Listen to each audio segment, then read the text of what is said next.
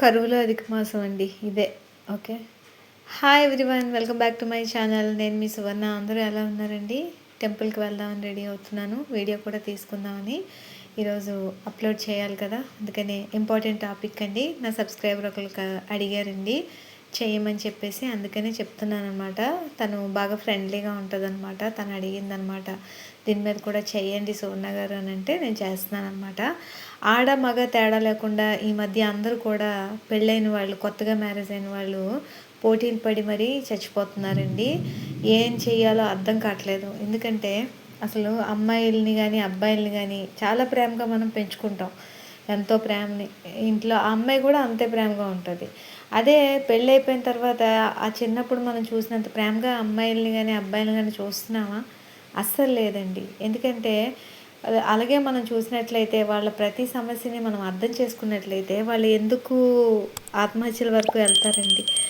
చదువుల విషయంలో తీసుకున్నాం అనుకోండి, వాళ్ళు చాలా స్ట్రెస్ ఫీల్ అయినప్పుడు వాళ్ళు చెప్తారు, కానీ అది వినకుండా చాలామంది ఏంటంటే పర్వాలేదు నువ్వు ఒక్కళ్ళవేనా ఇలా అలాగని చెప్పేసి వాళ్ళని అర్థం చేసుకోకుండా అది చేస్తారనమాట. ఆ చదువుకునే స్టూడెంట్స్ చాలామంది చచ్చిపోవడానికి కారణం కూడా నేనున్నాను అనే భరోసా తల్లిదండ్రులు ఇవ్వకపోవడం వల్లేనండి.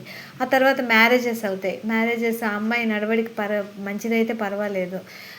ఈ మధ్యకాలంలో అమ్మాయిలు చాలా చాలా దారుణంగా తయారవుతున్నారు. దానివల్ల అబ్బాయిలు ఏంటంటే చాలా సున్నితమైన మనస్కులు అయిపోయి ఏం చేస్తున్నారంటే ఈ ప్రజెంట్ ఉన్న మీడియా ఇవన్నిటికి భయపడి వాళ్ళు ఏకంగా చచ్చిపోవడానికి కూడా సిద్ధపడిపోతున్నారనమాట.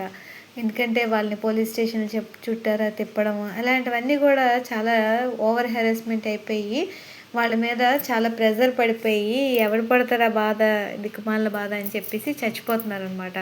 అదే అమ్మాయిలను చూసుకుంటే అమ్మాయిలని అత్తవారిళ్లలో డౌరీస్ కోసం అనమాట, కట్న కానుకలు ఎక్కువ తెమ్మని చెప్పేసి అలాగని రాచి రంపాన్ని పెట్టి తిండి సమంగా పెట్టకుండా. ఈ మధ్యన ఒక సంఘటన జరిగిందండి, బక్క చిక్కి చనిపోయింది ఒక అమ్మాయి. సో అంత దినిగా ఉన్నారండి. మీ అమ్మాయికి ఒక పూట అన్నం పెట్టలేరండి. ఆ అమ్మాయి కష్టపడుతుంది, కర్మ కాలిపోయి పెళ్లి చేశారు.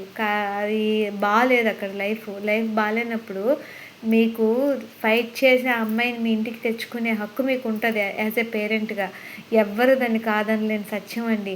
ఎందుకంటే ఇప్పుడున్న పరిస్థితుల్లో ప్రతి ఒక్కరు కూడా పని చేసుకోవడానికి ఏమాత్రం సిగ్గుపడట్లేదు. ఆ అమ్మాయికి కొంచెం మీరు సపోర్ట్గా ఉన్నారనుకోండి, ఆ అమ్మాయి చక్కగా వర్క్ చేసుకొని, ఒకవేళ పిల్లలు కూడా ఉన్నారనుకోండి, ఆ పిల్లలను కూడా తీసుకొచ్చి మీరు సపోర్ట్ ఇవ్వండి. సపోర్ట్ ఇస్తే చేయగలుగుతుంది ఏదైనాను.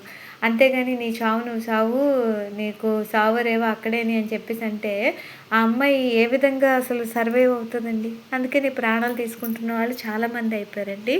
ఇంకా మగవాళ్ళు ఈ మధ్య చాలా సున్నితమైన మనస్కులుగా తయారయ్యారండి. ఈ మధ్య వాళ్ళు యంగర్ జనరేషన్ అనమాట. పాతోళ్ళు మాత్రం చాలా క్రూరాత్మలేనండి. వాళ్ళు భార్యలను కొట్టి వాళ్ళు ఎంతోమంది ఉన్నారు.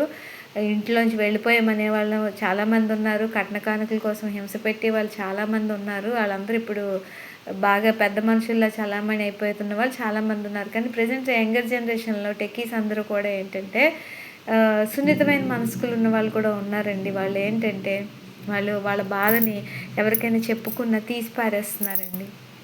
ఫ్రెండ్స్కి చెప్తే ఫ్రెండ్స్ ఎగతాళి చేస్తున్నారు. అలాగని నైబర్స్కి తెలిస్తే పరువు పోతుంది. నైబర్స్ ఎవరండి అసలు? నైబర్స్ ఏమన్నా మిమ్మల్ని పెంచారా, పోషించారా? కాబట్టి మీ పేరెంట్స్కి మీరు చెప్పుకోండి, వాళ్ళకి సపోర్ట్ తీసుకోండి. జీవితం అంటే ఒకటేనండి, మళ్ళీ మళ్ళీ రాదు. అందుకని చెప్పేసి ఇలాంటి పిచ్చి డెసిషన్స్ అన్నీ తీసుకొని చనిపోయిన తర్వాత ఆ పేరెంట్స్ కూడా ఓహో అప్పుడు విపరీతంగా మీడియా ముందు చాలా చాలా ఎగ్జాగరేట్ చేసేసి వాళ్ళ తాలూకా ఇవన్నీ చెప్తూ ఉంటారండి. నాకైతే చాలా అసహ్యం వేస్తుంది అలాంటివి చూడడానికి. ఎందుకంటే బ్రతుకున్నప్పుడంతా కూడా వాళ్ళు ఫోన్లు చేస్తే వాళ్ళ మాట ఎవరూ వినరు. వాళ్ళని అస్సలు పట్టించుకోరు, అడ్జస్ట్ అయిపోమంటారు, మాకు పరువు తక్కువ అంటారు. చుట్టుపక్కల ఉన్న వాళ్ళు ఏమంటారు అనుకుంటారు, అంత డెలిబరేట్గా చెప్పేస్తూ ఉంటారనమాట. ఆ తర్వాత చనిపోయే తర్వాత మాత్రం అగో వాళ్ళ వల్ల చనిపోయింది, వీళ్ళ వల్ల చనిపోయింది అని చెప్పేసి అప్పుడు ఎవరు కారణంకి దొరుకుతారో ఆ అత్తవారి మీద పెట్టేస్తారు. అదంతా జరుగుతుంది అనమాట. నేను ఇక్కడ ఇల్లీగల్ అఫైర్స్ ఉన్న వాళ్ళ గురించి అస్సలు నేను ఎప్పుడూ చెప్పట్లేదండి. వాళ్ళు చచ్చిపోవడమే మంచిది అసలు. నిజంగా వాళ్ళని చంపేసినా పర్వాలేదు, ఏమీ ఇదవ్వదు. అలాంటి ఇల్లీగల్ కాంటాక్ట్స్ ఉన్న వాళ్ళ గురించి మనం మాట్లాడుకోకూడదు. ఈ మంచిగా ఉండే పిల్లలు, ఒక సాఫ్ట్‌గా పెరిగిన పిల్లలకి ఇలాంటివన్నీ జరిగినప్పుడు వాళ్ళ ఆత్మహత్యలకి వెళ్ళిపోవడం అనేది చాలా చాలా పెద్ద డెసిషన్ అండి. ఎప్పుడు కూడా మీ పిల్లలు అర్ధరాత్రి, అపరాత్రి అని చేసినా కూడా అటెండ్ అవ్వండి. వాళ్ళకి మేము ఉన్నాము అని భరోసా ఇవ్వాలండి. లేకపోతే మీకెందుకండి ఈ పిల్లలు? మీరు ఎంతో కష్టపడి చేసాము, ఎంత కష్టపడి పెంచాము, ఇవన్నీ సుత్తి సోది అనమాట. మీ పిల్లలకి మీరు ఉండండి. ఓకేనా? Subscribe my channel.